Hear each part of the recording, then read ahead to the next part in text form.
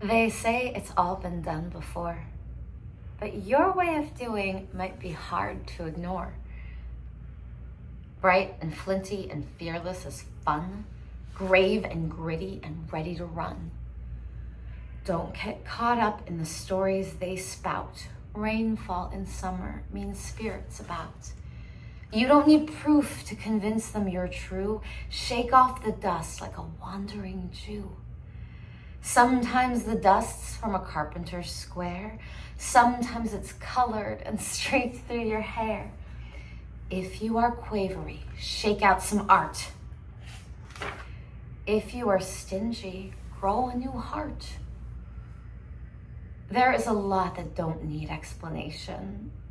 We don't need a reason. Send hate on vacation. Nobody needs you to fix them today. No one expects that, so shout hip hooray. This is your moment to show up in truth. If you're no Esther, be Hannah or Ruth, Leah or Lydia, Chloe or Sherry, Thecla or Hadowich. You feeling contrary? If you've got lineage, line up with pride, but nobody loves a harassed child bride. Yes, you deserve to speak freely at church. If you don't know your mothers, please do a quick search. We're mysticals, oracles, priestesses, sages. We're lined up in cattle cars, burned from your pages. If you have a daughter or sister or niece, if you have an auntie, please spread out your fleece. This is your time to show up as a man. This is our time. Put the L back in Dan. Get it, Daniel? It's fine to be gentle, at least at the start, but there's no excuse for no stake in our heart.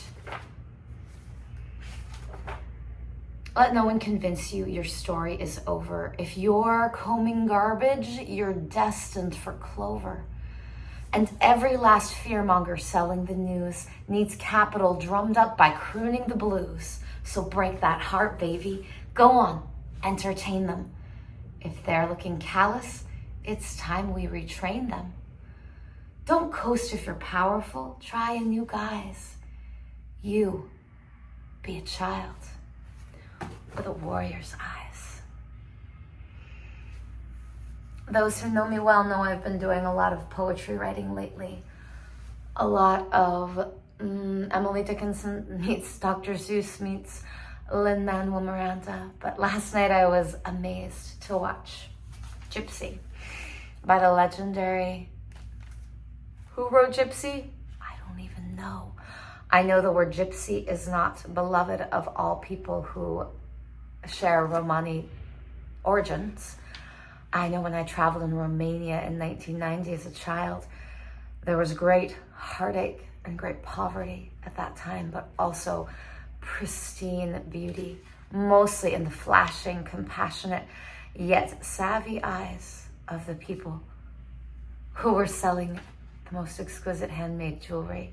And I learned to haggle as a 9-year-old in Romania in the year 1990, but it was watching Gypsy on Broadway last night with the legendary Audra MacDonald. If you don't know Audra, good God, why are you living a life like this? Listen to her. And every magical human who showed up in such a big way, the young, the old, the middling, and the bold, every single one fiercer than Daniel in the lion's den. And by fiercer, I mean more peaceful, more beautiful, more true.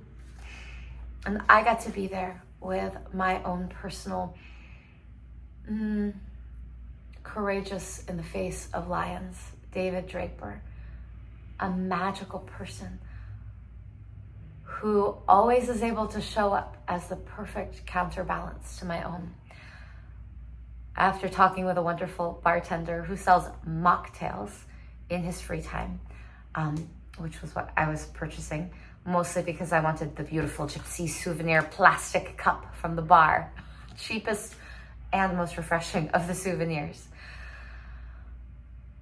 That was a man named John, and I know many men named John or Jonathan, but I consider David Draper my own personal John, as in John, the disciple that Jesus loved, but also Jonathan, the best friend of David in the Old Testament. And the energy of a John in my life is a heart energy. I don't think I've met a single John who didn't have that. And David Draper and I fell in love playing John and Jen, a little-known Andrew Lippa musical, directed by our beloved friend Lindsay Ann Seussian.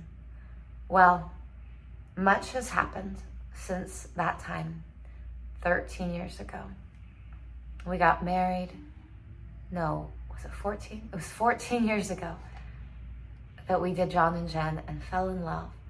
Before that, we had done other things, and after that, much more would come. But as we watched last night, I felt the heartache of a nation that forgets its roots. There's a character named Herbie in the show who is pure and true. Danny Burstein, I think is how you say his last name. Legendary from Moulin Rouge, and I'm sure a zillion other things that I don't even know about. But just a true, heartfelt actor. Perfect opposite Audra in this show. But it was the young people who always gripped me the most. And I felt the hope and the flintiness and the bewilderment that I always feel when I watch youth collide with jadedness on a stage, in a heart, in a home, in a nation. I think the United States of America is pretty much the same place it's always been. A place of exploitation and also a place of ever refining, messy, magical beauty.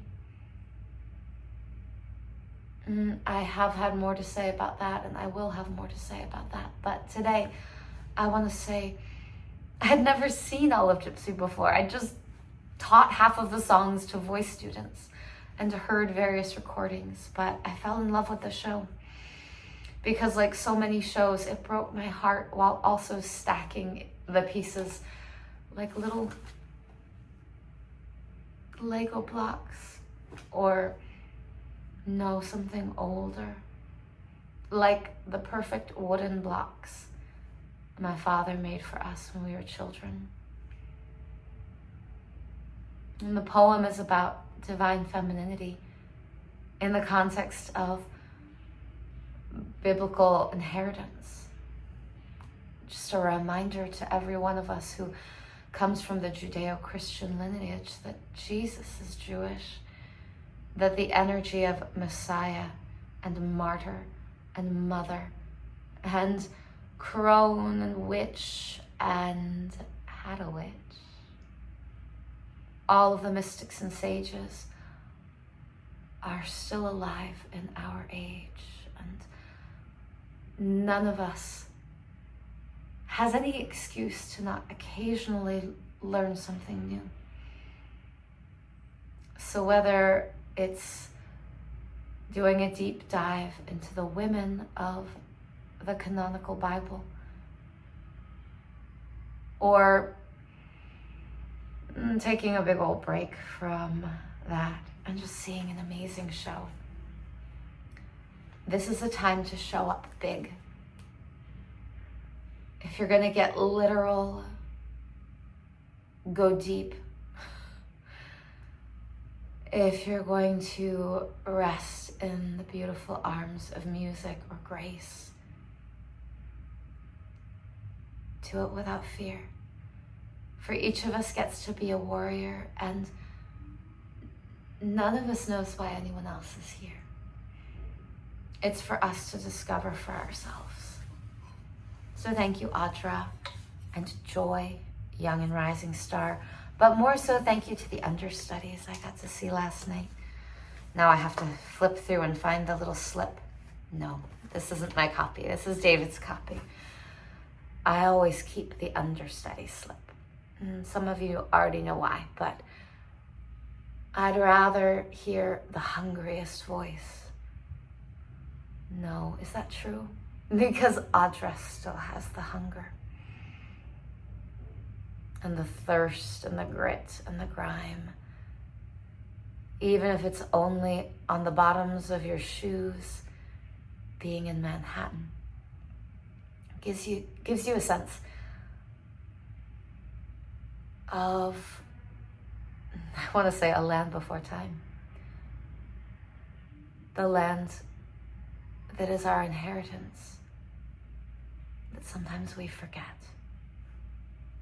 Whatever it means to you to go back, remember what matters. Find a way to be someone else's hope, someone else's compassion today.